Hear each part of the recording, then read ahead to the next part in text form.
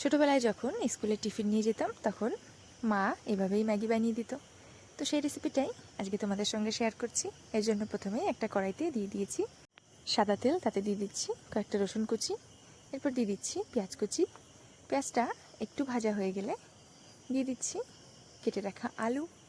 এরপর আলুটাকে 4 থেকে 5 মিনিট সামান্য লবণ দিয়ে ভেজে নিয়ে দিয়ে দেব পরিমাণ মতো জল।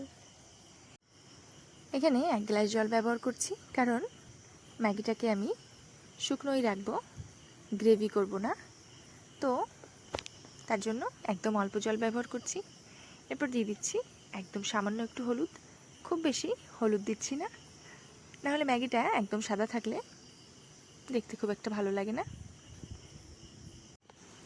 জলটা একটু ফুটে উঠলেই দিয়ে দেবো ম্যাগি। এখানে আমি 2 প্যাকেট ম্যাগি নিয়েছি। এরপর ম্যাগিটা একটু সিদ্ধ হয়ে আসলে দিয়ে দিচ্ছি ম্যাগি মশলাটা।